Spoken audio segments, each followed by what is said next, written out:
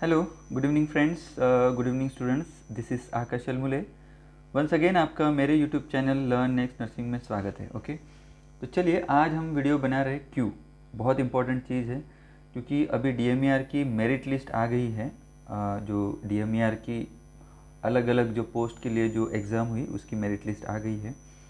अभी merit list आने के बाद I think cut to cut ही ज़्यादा फ़र्क नहीं है, उतने ही लोगों को उन्होंने बुलाया है अकॉर्डिंग टू वो 4 मई 2022 का जो रूल है, जो GR है, उसके हिसाब से ही उन्होंने करने की कोशिश की, लेकिन उसका तालमेल नहीं हो रहा है। I tried to calculate but वो नहीं हो पा रहा था, इसकी वजह से मैंने उसके रिलेटेड कुछ आपको बोला नहीं। ओके, एनीवे, तो आज का जो वीडियो बनने वाला है वो रहेगा कि अभी मेरिट लिस्ट में नाम आने के बाद आपको अगर डॉक्यूमेंट वेरिफिकेशन के लिए अभी जाना पड़ेगा। ओके, तो आपको कौन कौन से डॉक्यूमेंट्स रेडी रखने पड़ेंगे, कौन से डॉक्यूमेंट्स नहीं है तो क्या करना पड़ेगा, सब कुछ ये वीडियो में मैं आपको बताने वाला हूँ। तो प्लीज़ ये वीडियो के अंत तक आप रहिए, स्किप मत करिए, क्योंकि स्किप करते हो और मुझे कॉल करते हो तो that is not good thing. Okay, तो आप लोग अच्छे से वीडियो देख लो, बार बार देखो, 2-3 बार देखो, दैट मीन्स आपको समझ में आएगा। नहीं तो आप कॉल करके छोटी छोटी बातें अगर मुझे पूछोगे तो इट्स रियली हेक्टिक, मुझे बहुत हेक्टिक हो रहा है। ये सब छोटी छोटी चीज़ें आप लोग पूछते हो तो प्लीज़ पूछना है, टेक्स्ट रख दो, मैसेज रख दो व्हाट्सअप पे, या ये करो, लेकिन प्लीज़ कॉल मत करिए। हाँ, ओके, ठीक है। और प्लीज़ ये वीडियो पूरा देखिए। अगर चैनल पर नए हो तो चैनल को सब्सक्राइब कर लीजिए, बेल आइकन को दबा दीजिए, ताकि जो भी मैं नए वीडियो लेके आऊँगा वो आप तुरंत देख पाओगे। तो आज सर्टिफिकेट के रिलेटेड वीडियो आएगा, कल अपना DHS का सिलेबस आएगा, आपको क्या पढ़ना है, ठीक है।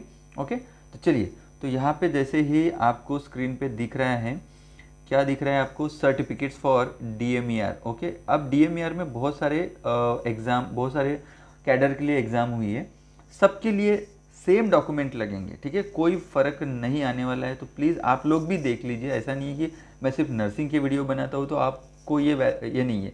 ये ब्राउचर है, यही ब्राउचर से सबके लिए ही सेम ही अप्लीकेबल होता है। ड्राइवर हो, टेक्नीशियन हो, सब कुछ, जो भी x-ray, physiotherapist, dieticians, everything, optometrist, each and everything. Okay, तो चलिए हम लोग देख देते हैं। सबसे पहले तो इन्होंने क्या बोला है कि आपको सब ओरिजिनल डॉक्यूमेंट लगने वाले हैं। ओके, यहाँ पे आपको ABCD से लेके K तक जितने भी डॉक्यूमेंट दिख रहे हैं उसके सब कुछ ओरिजिनल लगने वाला है।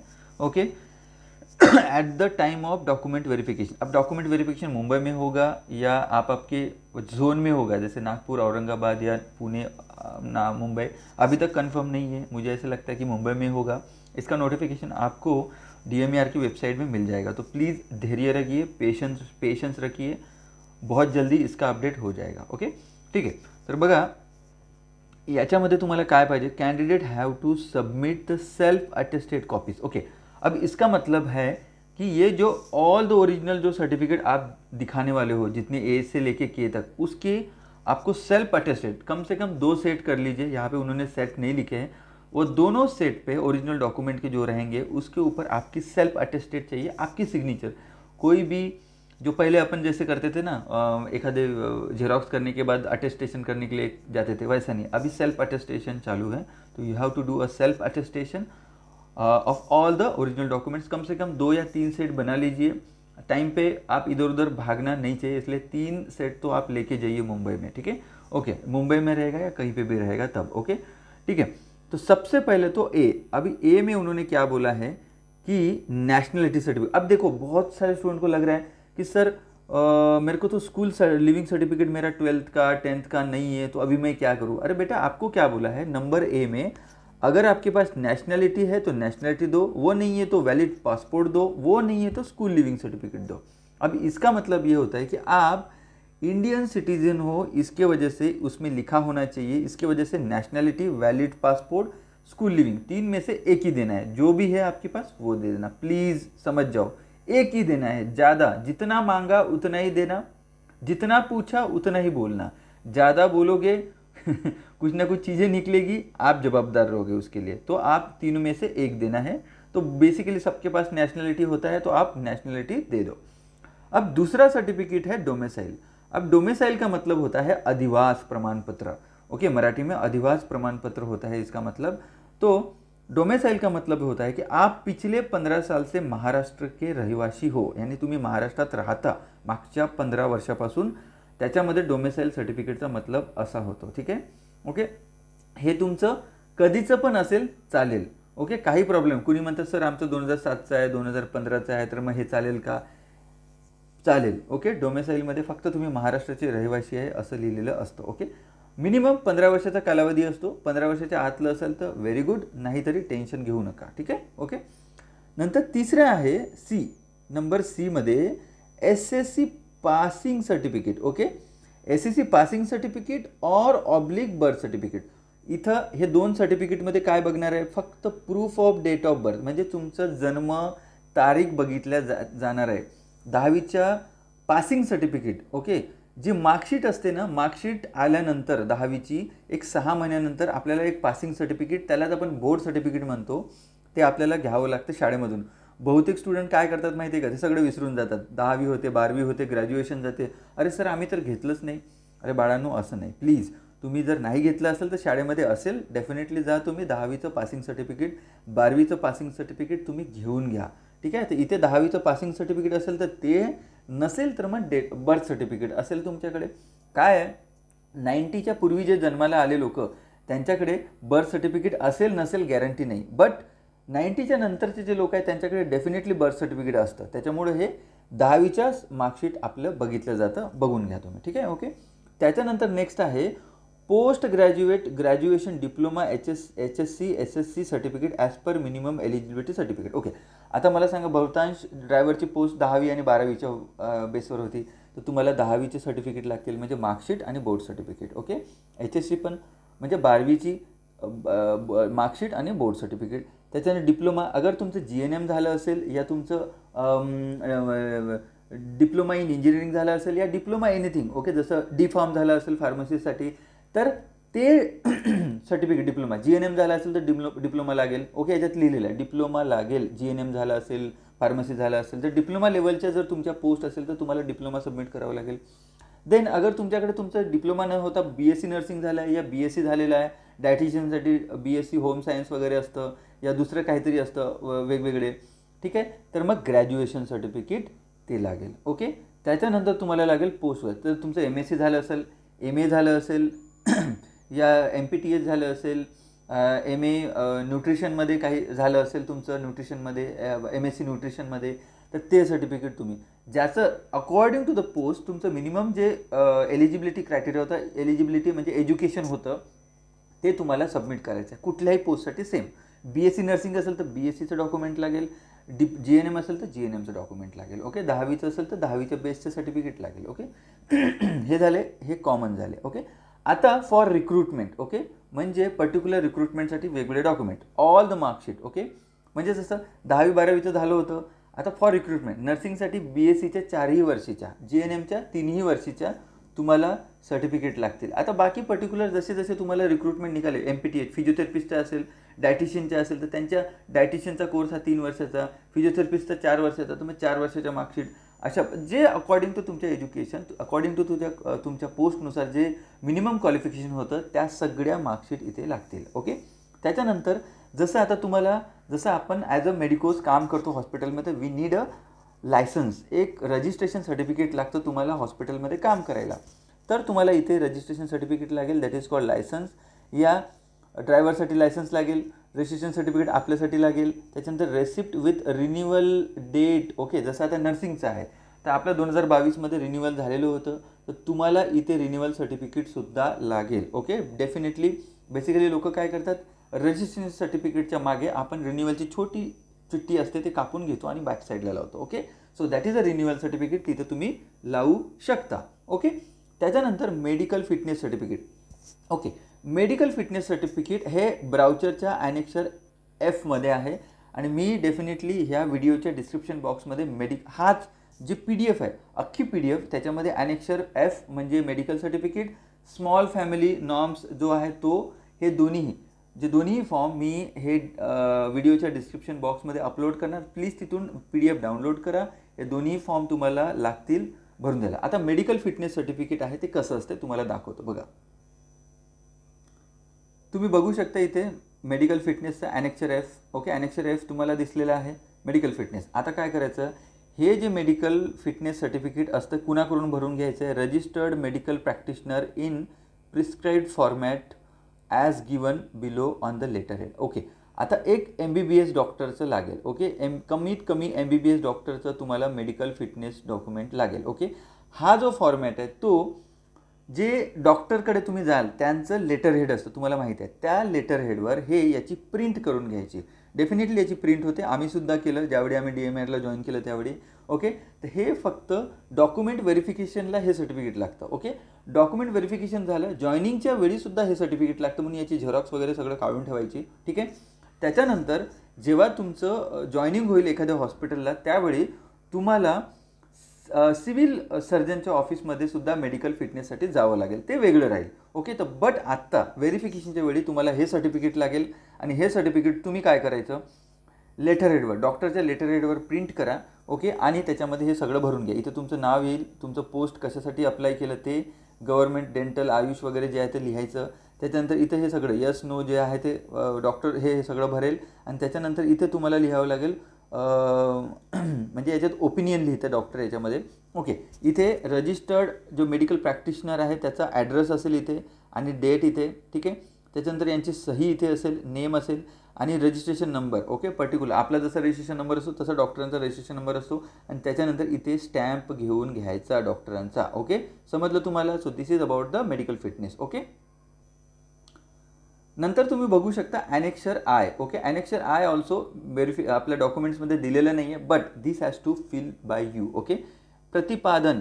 ओके, प्रतिज्ञापन. ओके, लहान कुटुंबाचे प्रमाणपत्र. ओके, हे तुम्हाला भरून द्यावं लागेल. तुमचं लग्न झालं असेल तरी भरा, नसेल झालं तरी भरा. ओके, ओके, कसं आहे, जरुरी नाही आहे लग्न नाही झालं त्यांच्यासाठी, बट तुम्हाला भरून द्यावं लागेल. ओके, 100 रुपयाच्या स्टॅम्प पेपरवर. ओके, कारण हे अफिडेविट आहे. ओके, मी तुम्हाला सांगेन हे राजपत्रक. ओके, ठीक आहे, 100 रुपयाच्या स्टॅम्प पेपरवर तुम्हाला याची नोटरी करून घ्यावी लागेल. इथं लिहायचं तुमचं नाव, कुणाची मुलगी मुलगा वगैरे, इथं लग्न झालं असेल तर मुलगा मुलगी पत्नी लिहू शकता, वय लिहायचं, कुठे राहता ते लिहायचं आणि स्टाफ नर्स या पदासाठी या जे कुठलं पद असेल तुमचं ते पद तुम्ही DMERच्या मध्ये ज्याचं पण सिलेक्शन झालेलं आहे, ज्याचं पण मेरिट लिस्टमध्ये नाव आहे, म्हणजे पर्टिक्युलर यादीमध्ये. ओके, CMLमध्ये रिमार्कमध्ये तुमचा डेफिनेटली तुमचं कॅटेगरीचं नाव लिहिलं असेल तर तुम्ही सगळ्यांनी सगळे हे करून घ्या, कारण तुम्हाला कामातच येणार आहे ते. ओके, इथं लिहायचं staff nurse, physiotherapist, dietitian, driver, इथं लिहायचं तुमचं जे पण आहे ते. त्याच्यानंतर ह्या रोजी आज म्हणजे ज्या दिवशी तुम्ही नोटरी करता त्याची किती मुलं आहे, एक मुलगा आहे, 2 मुलं आहे, त्यांची संख्या लिहायची आणि त्यापैकी दिनांक यानंतर जन्मलेल्या मुलांची संख्या किती आहे ते पण लिहायचं. आणि त्याच्यानंतर हयात असलेल्या मुलांची संख्या 2पेक्षा अधिक असेल, जसं जर तुम्हाला 3 मुले असेल तर दिनांक जी आजची आहे त्याच्यानंतर जन्माला आलेल्या मुलामध्ये पदास मी अनर्ह ठरवण्यास होईल पात्र मला जाणीव, म्हणजे अनर्ह ठरवण्यास पात्र होईल, म्हणजे तुम्हाला म्हणजे बाद करण्यात आम्हाला म्हणजे काहीही हे नाही. ओके, म्हणजे तुम्ही करू शकता हे असं याचा मिनिंग होतो अनर्ह ठरवण्यास. ओके, जर तुम्हाला 3 मुलं असेल तर. Okay, so that is very important. हा परफॉर्मा 100 रुपयाच्या स्टॅम्प पेपरवर नोटरी करून तुम्ही रेडी ठेवायचं. ओके, हो गया, इथे सगळं सही वगैरे तुमची आणि हे नोटरी करून घ्या. ओके, आता पुढचं बघा, मेडिकल फिटनेस झालं, स्मॉल फॅमिली नॉर्म्स झालं. ओके, मेडिकल फिटनेस झालं, स्मॉल फॅमिली नॉर्म्स झालं. कॉन्स्टिट्यूशनल रिझर्वेशन म्हणजे जर समजा तुम्ही ओपनमधून झाला, तुम्ही ओपनच असाल, ओपनमधून सिलेक्शन झालं आणि तुम्ही ओपनच असाल तर डेफिनेटली तुम्हाला कुठलीही कास्टची गरज नाही.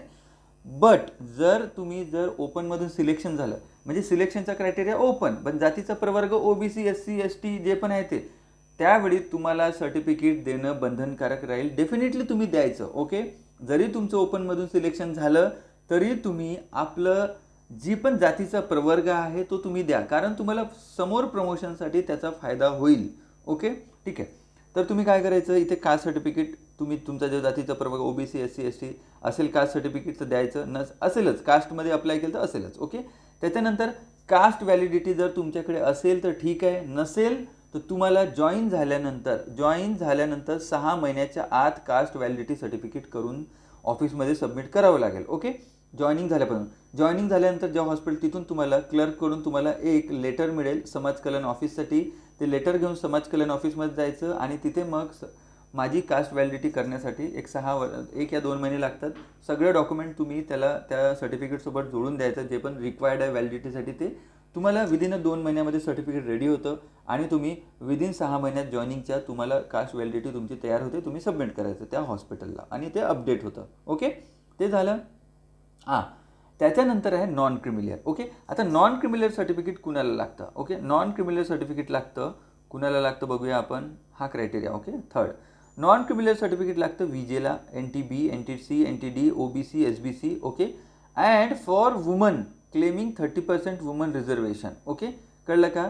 Non creamy layer certificate should be valid up to the 31 March 2024 पर्यंत तुम्हाला चं व्हॅलिड सर्टिफिकेट लागतं. ओके, आता तुम्हाला सांगतो, जर तुम्ही अकॉर्डिंग टू जो आत्ताचाच महिला आणि बालविकास जे यांचा विभागाचा एक GR आलेला होता, जर तुमचं ओपन वुमन रिझर्वेशनमधून जर सिलेक्शन होत असेल तर तुम्हाला नॉन क्रिमिलियरची जी अट होती ती शिथिल करण्यात आली, म्हणजे ती गरज नाही आहे तुम्हाला.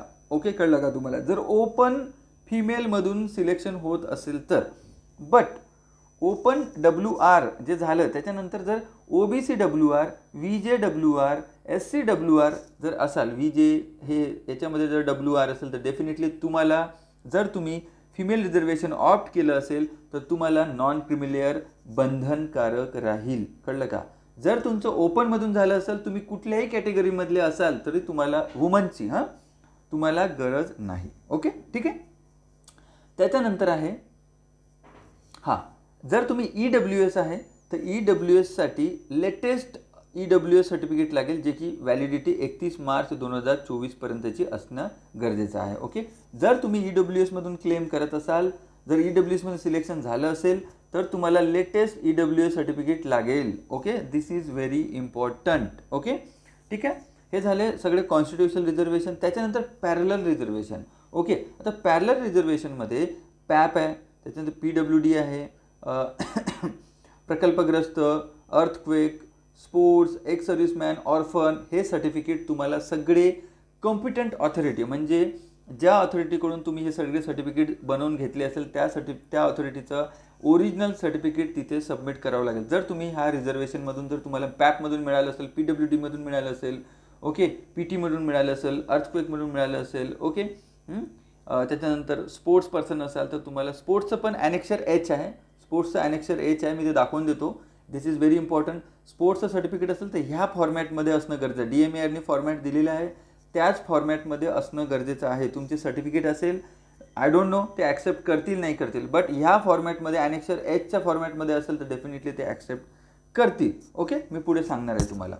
त्याच्यानंतर आहे certificate for ward of farmer who committed suicide. Okay, जर आत्महत्याग्रस्त जे फार्मर आहे त्यांचे जर मुलं असेल तुम्ही, तर ते पण सर्टिफिकेट तुम्हाला जिल्हा कार्यालयातून मिळतं. ओके, त्यांना प्राधान्य पण देण्यात येतं अकॉर्डिंग टू द GR 4 मे 2022चा जो सर्वसामान्य प्रशासन विभागाचा जे GR आहे त्याच्यानुसार. ओके, त्याच्यानंतर ओके, आता मोस्ट इम्पॉर्टंट गोष्ट आहे की NOC. आता मला भरपूर लोक फोन करतात, मुलं म्हणतात, सर आम्ही तर CHO म्हणून काम करतो, सर आम्ही NHM मध्ये काम करतो, आम्ही बॉन्डेड काम करतो, तर आम्हाला NOC लागेल का? नाही बेटा, तुम्हाला नाही लागेल.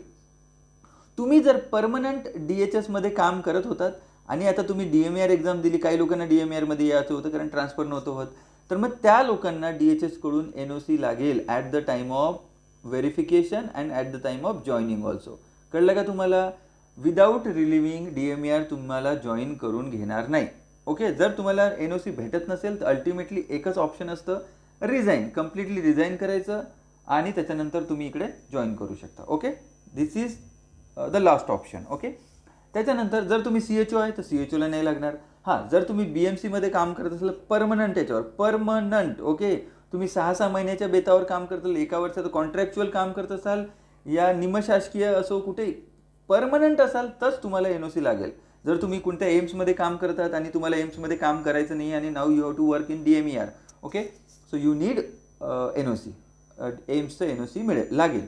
बट जर तुम्हाला NOC मिळतच नसेल तर डेफिनेटली मी तुम्हाला सजेशन देतोय की जॉब हे करायचं, काय म्हणते, रिझाईन करायचं आणि जॉईन करायचं. रिझाईन केल्यानंतर कोणाला काय पडलेलं आहे? कोणाला पडलेलं नाही आहे. ओके, कारण NOC का मागतोय की आम्हाला काही हरकत नाही, ना हरकत म्हणजे NOC, नो ऑब्जेक्शन सर्टिफिकेट. तो DMERला गेला तरी आम्हाला काही हरकत नाही असं सर्टिफिकेट असतं. ओके, बट NOC मिळत नसेल तुम्हाला, एम्सवाले देत नाही आहेत, मग अल्टिमेटली तुम्हाला रिझाईन करावं लागेल. ठीक आहे, महाराष्ट्रामध्ये तर मला नाही वाटत कोणत्या स्टुडंटला DHSला असेल तर मे बी लागू शकतं. DHSमध्ये तुम्ही परमनंट काम करत आहात आणि जर तुम्ही इथे DMERला तुम्हाला यायचं असेल, जसं आता तुम्ही एकदम इंटेरियर DHSला कुठेतरी RSला काम करता आणि नाव you have to move to the DMER medical college, so you need no objection certificate. Okay, कळलं तुम्हाला, फ्रॉम रिस्पेक्टिव्ह अथॉरिटी. ओके, त्याच्यानंतर लास्टला आहे certificate of freedom fighter claim the age relaxation. जर तुम्ही फ्रीडम फायटरचे मुलं असाल, मुलगा, ओके, फ्रीडम फायटरचा जर मुलगा असाल किंवा मुलगी असाल तर डेफिनेटली तुम्हाला ते सर्टिफिकेट लागेल. ओके, एज रिलॅक्सेशनसाठी. Okay, so this is about the certificate. I think 20 मिनिटचा व्हिडिओ झाला. मला भरपूर लोक म्हणतील सर तुम्ही शॉर्टमध्ये नाही सांगत. ओके, म्हणून आपण हा व्हिडिओ आता इथेच थांबवू. ओके, सर्वात पहिलं तुम्हाला दाखवून देतोय की स्पोर्ट्सचं सर्टिफिकेट कसं असतं. हे स्पोर्ट्सचं सर्टिफिकेट आहे, ॲनेक्चर H तुम्हाला दिसतं. ओके, हे असं सर्टिफिकेट तुम्हाला लागेल. ओके, कुणाकडून बघा, director of sports, okay, youth service state India, Maharashtra, okay, यांच्याकडून तुम्हाला सर्टिफिकेट लागेल. ओके, की तुमचं बघा इथं लिहिलं आहे फर्स्ट, सेकंड, थर्ड. ओके, याच्यामध्ये तुमचं पोझिशन काय होती दॅट इज. ओके, जर तुमचं आता मला माहिती आहे खूप लोकांचं पार्टिसिपंट म्हणून हे आहे. ओके, फर्स्ट, सेकंड, थर्ड पोझिशनमध्ये तुम्ही पार्टिसिपंट असाल तर इट्स ओके, बट तुम्ही फक्त पार्टिसिपेट केलं असेल तर आय डोंट नो ते ॲक्सेप्ट होईल नाही होईल, बट डोंट वरी, तुमचं नाव आहे, डेफिनेटली तुमच्याकडे जे सर्टिफिकेट आहे ते घेऊन तुम्ही डॉक्युमेंट व्हेरिफिकेशनला जायचं. ओके, त्यांना ठरवू द्या तुम्हाला घ्यायचं नाही घ्यायचं, काय प्रॉब्लेम आहे ते लोक तुम्हाला सजेशन देतील. तुम्ही आतापासून हताश व्हायचं नाही, माझ्याकडे आहे नाही आहे वगैरे. तुम्ही गेलात तिथे तुमचं जे सर्टिफिकेट आहे ते दाखवायचं, सर हे सर्टिफिकेट आहे माझ्याकडे. ते म्हणतील नाही तुम्हाला याच्यामध्ये लागेल, ठीक आहे मग वेळ द्या मला. ठीक आहे, असं करून तुम्ही करू शकता. या आताही तुमच्याकडे 10 दिवस आहे. तुम्ही स्पोर्ट्स अथॉरिटी ऑफ इंडियाकडून या बाकीचे जे पण तुमच्या जिल्ह्याला, तालुक्याला जिथे आहे तिथे जिथून तुम्हाला ते सर्टिफिकेट मिळालं, डेफिनेटली तुम्ही तिथे जाऊन विचारपूस करा की आम्हाला असं सर्टिफिकेट बनवून पाहिजे. डेफिनेटली पाहिजे, कारण आमचं व्हेरिफिकेशन आहे, लवकरात लवकर बनवून घ्या. Okay, hope so. जर व्हिडिओ आवडला असेल तर प्लीज लाईक करा, शेअर करा आणि चॅनलला सबस्क्राईब करा, बेल आयकॉन दाबा. नवीन नवीन व्हिडिओ करतच असतो मी. आणि प्लीज अभ्यास करा. ज्यांना कमी मार्क भेटले डेफिनेटली तुम्ही नाराज होऊ नका. DHSमध्ये तुम्हाला खूप जास्त प्राधान्य आहे, फिमेल्सला 90% आहे. अभ्यास चांगला करा, क्वालिटेटिव्ह स्टडी करा. ओके, आमचा ॲप आहे लर्न नेक्स्ट नर्सिंगचा, डाउनलोड करा. त्याच्यावर टेस्ट सिरीज आहेत, नर्सिंग पॅक्स, आरोग्य सेविका, आरोग्य सेवक, नॉर्सेटचे सगळे तिकडे टेस्ट सिरीज चालू आहे. ऑनलाईन क्लास पाहिजे तर आमचे टीचमेंटचा ॲप आहे, त्याच्यावर आमचे ऑनलाईन क्लासेस आहे, प्लस टेस्ट सिरीज पण आहे आमची जी हाय लेवलची आहे. कारण अजून एक सांगतो तुम्हाला, DMERमध्ये तुम्हाला 19ला जो नर्सिंगचा पेपर होता तो एम्सच्या लेवलचा पेपर होता, त्याच्यापेक्षाही कठीण होता. कारण जे एम्समध्ये त्यांना चांगले मार्क भेटले त्यांनासुद्धा कठीण गेला तो DMERचा पेपर. तर यावेळीसुद्धा TCSच पेपर सेट करताय, तर प्लीज ते लेवल तुम्ही अप करा. सिम्पल क्वेश्चन्स तर तुमचे झालेच पाहिजे, कठीण MCQसुद्धा तुमचे झाले पाहिजे, प्रायोरिटी बेसपासून सुद्धा तुमचे झाले पाहिजे. ठीक आहे, तर प्लीज अभ्यास करा आणि व्हिडिओ बघत राहा. थँक्यू, धन्यवाद, जय हिंद.